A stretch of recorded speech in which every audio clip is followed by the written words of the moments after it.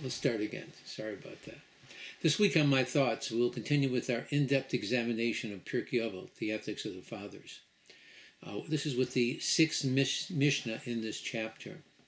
This Mishnah introduces us to the next pair of zugot, again, pairs of sages, that led the nation in their capacity of both the Nasi, the president, and the Av Bezdin, the head of the Supreme Judicial Court. The Mishnah introduces us to both Yoshua ben Prachya and Nitai our Bailey. Yoshua ben Prachya lived during the last half of the 2nd century BCE. He served as the Nasi, the president of the Sanhedrin, and was a prominent scholar. He served during the reign of King Yanai, the second king of the Hashmonaim dynasty. This was about 200 years before the destruction of the Second Temple. The Talmud in the Tractate of Sanhedrin states that Jesus actually was his student, and it was he who was the one who excommunicated him.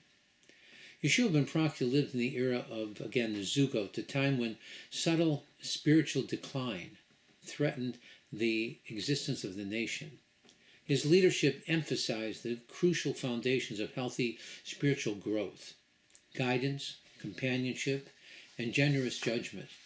The Mishnah states that these two leaders, Kiblu, received from the two previous leaders, Yosei ben Yoezer and Yosei ben Yochanan. The Mishnah goes on to say that Yoshua ben Prachya advocated three principles. First, appoint a teacher for yourself, acquire a friend for yourself, and judge everyone, favorably.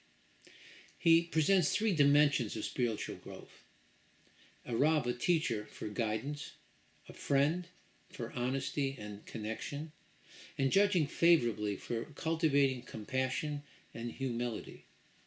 Now, the Maharal of Prague taught that human completeness requires the company of others. A Rav, a teacher, brings a person to completion by giving structure and order to his wisdom. A friend completes the person's midot, fine character traits, in his emotional world. Judging favorably creates the possibility of perfecting social harmony and unity. Now, the Mishnah begins with the words, acquire for yourself a teacher. The Rambam, Maimonides, taught that a person should appoint for himself a teacher, someone from whom he can learn. Studying with another person is much more productive than studying alone. The exchange of ideas back and forth creates a greater clarity of any subject matter. This is true even if the person you study with is your equal or even inferior to you intellectually. So basically, in a sense, he is still your teacher in that he is the catalyst in helping you to grow and develop your knowledge. Rashi states that a teacher ensures intellectual honesty and commitment to the law and traditions. Reb Chaim Soloveitchik used to say that from books one can learn what to say. A Rebbe, a teacher, teaches one what not to say. These words, acquire for yourself a teacher, can be understood in many different ways. On a simple level, from preschool through college, we are taught by teachers, professionals, people who have been instructed on how best to disseminate knowledge to children and young adults, experts in their field. So too in Judaism. Without the guidance and inspiration of a Rav, our spiritual journey is much more difficult to accomplish. Jewish law is not always based on human logic. An educated and spiritual guide helps us to live our lives in the manner that God our Father in heaven commanded us to in his Torah. Though we can learn from everyone and everything, we still need to choose a mentor, someone who can answer our questions and at the same time be a living example of what we can accomplish if we only stay the course. The Lubavitcher Rebbe of blessed memory said that everyone should be a teacher, even if all you know is how to read the Hebrew alphabet. Well, guess what? There's someone else who doesn't know the alphabet. Teach them. The best way for a person to learn is to teach. Mark Twain used to say, good judgment comes from experience, and experience comes from bad judgment. Life is our greatest teacher. Nothing teaches you like real life experiences. Failure does not exist unless you give up. If you've learned anything from any experience, you've won. How much you have won, well, that's another story. The only time that you actually lose is when you give up. I believe that the words spoken by the children of Israel at Mount Sinai, when they received the Torah from God Almighty Himself, Na'aseh v'nishma, they said, we will do and then we will listen. This can be interpreted to mean that before I listen to what you have to say, first, I want to know, did you do? If you've read something in a book, or you have a theory, well, I'm really not interested. But if you did experience it yourself firsthand, Na'aseh, well then, I do want neshma. I want to listen. These words can also be taken literally. Life without a teacher is difficult to navigate. Always take a lesson. Many times when we begin a new sport, exercise program, or any discipline, we try to logically figure out what to do on our own. More often than not, the end result is that we cultivate bad habits and we make mistakes. It takes much more effort to unlearn a bad habit than it does to learn a lesson from a qualified teacher initially. Better to learn how to do it correctly from the beginning. The Hebrew word rav, teacher, also means an abundance. A rav is someone who should help you to increase your knowledge. He is compared to a well. Water is many times used as an analogy for Torah. When we lower a dali, a Hebrew word for a bucket, into a well, we have the ability to bring up fresh, life-sustaining water. So too, by dal, lowering ourselves to a rab, humility, we have the ability to acquire Torah knowledge. That knowledge should lead us on a path of godliness so that we can acquire a ticket to happiness, both in this world and in the world to come. The word Rab in Hebrew can also mean master. The Mishnah can then be read, make yourself a master. A person should strive to be the master of his own emotions, rather than allowing his emotions to be the master over himself. In addition, we should only have one master, God Almighty Himself. We should strive to become like our master. Our purpose in life is to emulate His attributes. As the Torah commands us in the portion of Kisavo, where it states Ki v'halakta b'derachov, that we should follow in His ways, learn from the Master how to best serve Him, rather than serving ourselves. The Mishnah continues with the words, acquire a friend for yourself. I think that one of the main differences between a secular and a religious lifestyle is people. One Shabbat I was sitting at a kiddush at our synagogue, and a person said to me, if you make one friend in your lifetime, you've accomplished something. I looked at him, and then I looked at the congregation that were seated in the hall. There was about 200 people. I looked at him, and then I turned to those who were assembled there. I told the individual that I disagree. I can call half the people in this room at 3 o'clock in the morning, and they would get out of bed to help me. Orthodox Judaism is all about people, loving your neighbor as you love yourself. Well, how do we define a friend? I believe that we can learn about friendship from an example found in the Torah, in the portion of Vayeshev. There it recalls the story of Yehuda and his tryst with Tamar, his daughter-in-law. She had disguised herself as a prostitute on the road, and not being aware of her identity, he had relations with her. Seeing that he didn't have any money to pay her, he gave her a few personal items as security and a promise that he would return later and pay her for her services. However, he did not return personally, since his action was really below his personal dignity.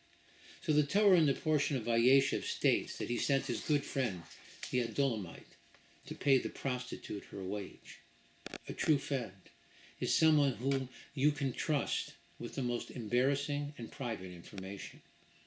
Now, the Hebrew word kaneh, acquire, can also be translated as buy. What kind of friend would a person want that you would have to pay for their friendship? I think that these words can be alluding to a therapist. someone who, in lieu of your best friend, someone with whom you can share your deepest thoughts and emotions.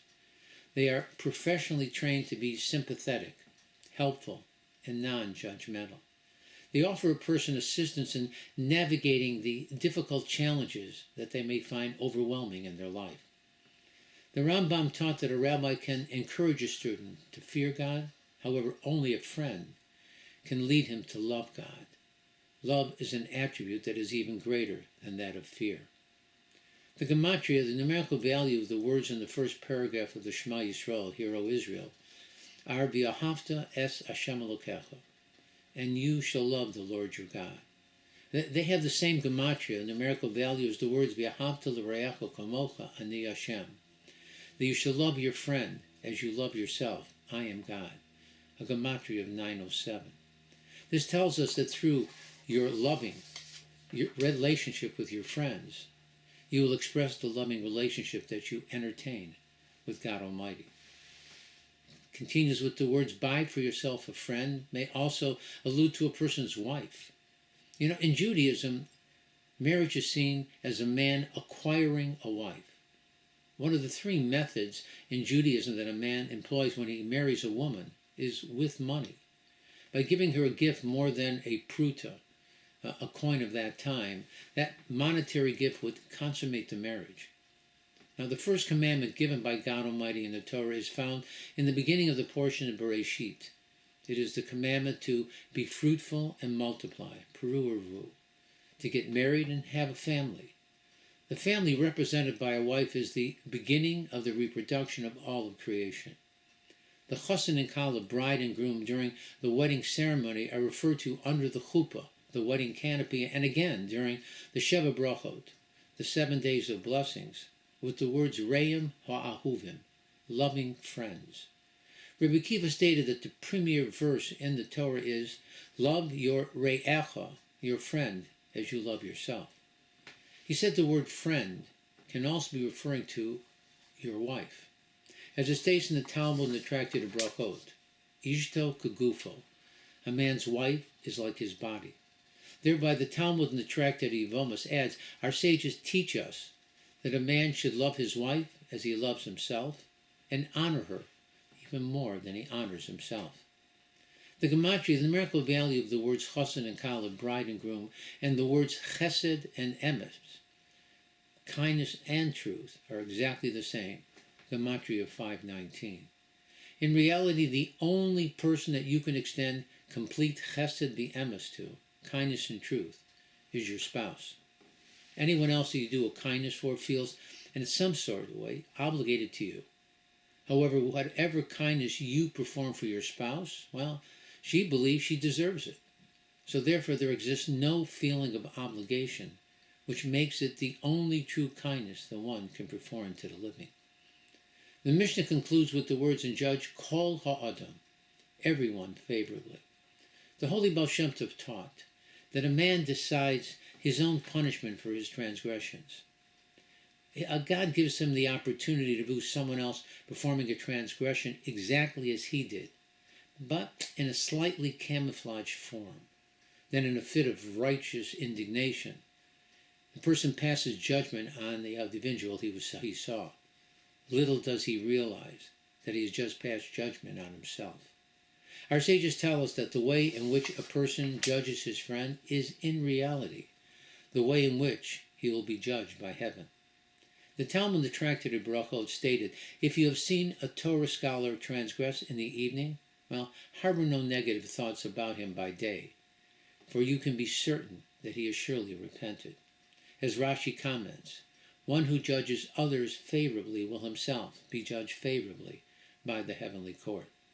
The Kotzker Rebbe, Menachem Mendel of Kotzk, said that insanity was put into this world so, as crazy as it seems, you can always find a way to see another person in a positive light. Now the key word here is kol, all. If you take out the word kol from the statement mentioned in this Mishnah, it really still reads the same. Judge everyone favorably. So what does this extra word kol, all, teach us? That when judging a person, another person, judge all the person, not just one of their traits or one incident. It is a well-known fact that beautiful women need to be told that they are beautiful. But why? They look into the mirror constantly. Can't they see that they are beautiful? The answer is no. You see, everyone has a flaw. So when they look at themselves in the mirror, all they focus on is the flaw. When we look at them, what we see is cold, the whole picture, and that is beautiful. In addition, the gematria, numerical value of the Hebrew word kol is 50.